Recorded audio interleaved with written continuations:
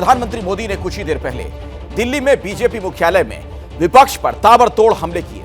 इसके साथ ही प्रधानमंत्री ने 2024 के चुनाव के लिए बीजेपी का एजेंडा सेट कर दिया। लेकिन इस बीच बीजेपी को घेरने के लिए दिल्ली में विपक्षी एकता का नया मंच सज रहा है और एकाएक इसके केंद्र में आ गई है कांग्रेस।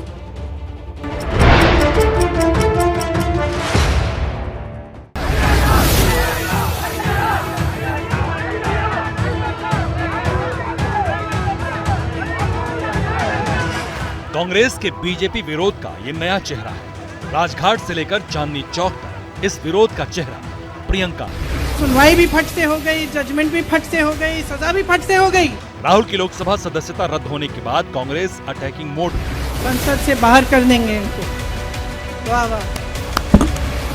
संसद से सड़क तक संग्राम में कांग्रेस बीजेपी विरोधी विमर्श के केंद्र में। सच्चाई ये है कि इस देश का प्रधानमंत्री कायर है और इसकी वजह है कांग्रेस के पीछे एकजुट हो रहा विपक्ष। डेमोक्रेसी की हालत देश में क्या है, इसके लिए वो सभी पार्टी चिंतित है। कांग्रेस अध्यक्ष मल्लिकार्जुन खड़गे के घर हुई बैठक में विपक्ष के तमाम दिग्गज पहुंचे। एनसीपी अध्यक्ष शरद पवार, समाजवादी पार्टी से रामगोपाल यादव, जेडीयू के अध्यक्ष ललन सिंह, आम आदमी पार्टी के सांसद संजय सिंह, इनके अलावा टीएमसी, बीआरएस के नेता भी मौजूद रहे। अब तक कांग्रेस से दूरी बना रही टीएमसी और बीआरएस का इस बैठक में आना इसलिए भी अहम है क्योंकि बैठक में वो राहुल गांधी भी मौजूद थे जिनके नेतृत्व को लेकर विपक्षी खेमा सवाल कर रहा है। एकजुट है, ये जनता की आवाज है, ये हमारा मुद्दा नहीं है। 130 करोड़ भारतवासियों का जो धन अडानी की जेब में जा रहा है, तो लूटने वाला अगर गुनाहगार है तो लुटवाने वाला कम गुनाहगार नहीं।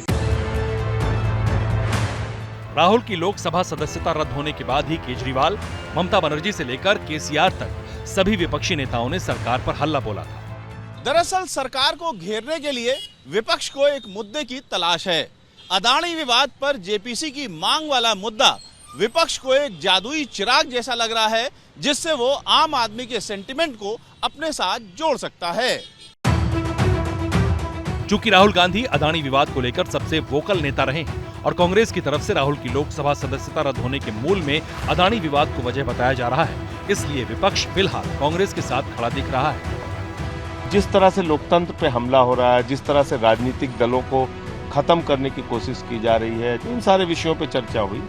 मनीष सिसोदिया का इशू हो या दूसरी पार्टियों के नेताओं का इशू हो, जब तक जेपीसी नहीं बनती संपूर्ण विपक्ष एक साथ मिलकर आवाज उठाता रहेगा, संसद में भी और सड़क पर भी। विपक्षी पार्टियां एक होकर लोकतंत्र को बचाने के लिए लड़ेंगी।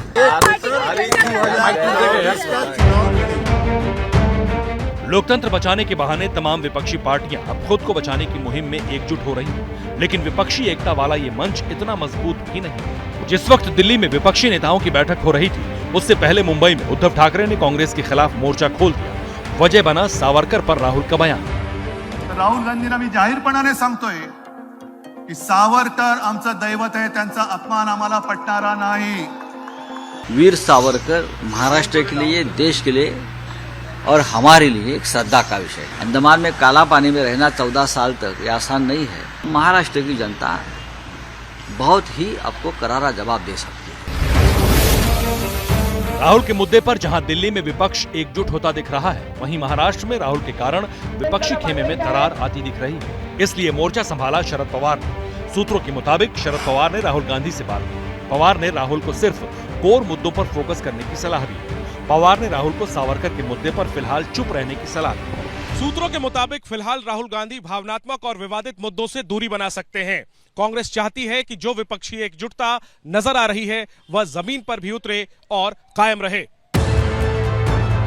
आने वाले चंद महीने में कर्नाटक में चुनाव है, वहीं साल के आखिर में हिंदी बेल्ट में विधानसभा चुनाव होंगे। इन राज्यों में कांग्रेस बीजेपी से सीधे मुकाबले में है। अगर विपक्षी पार्टियां मैदान में उतरती हैं तो कांग्रेस को गुजरात जैसा नुकसान हो सकता है। गुजरात में आप के कारण कांग्रेस को वोट और सीटों का नुकसान हुआ था, इसलिए कांग्रेस भी चाहती है कि अदानी विवाद के बहाने ही सही विपक्ष एकजुट दिखे, चुनाव में भी साथ उतरे, ताकि अगले लोकसभा चुनाव से पहले विपक्षी एकता के बहाने कांग्रेस मजबूत हो। Bureau report, ABP news.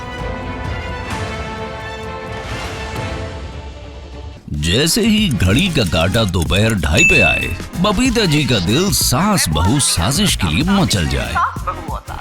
और ये है इनकी बहू, पूरे दिन ऑफिस की टेंशन हो जाए गॉन जब ये करें अपना फेवरेट शो फ्री टाइम पे ऑन। इनकी तरह आप भी देखें अपना फेवरेट शो अपने टाइम पर और डाउनलोड कीजिए एबीपी लाइव ऐप अपने स्मार्ट टीवी पर।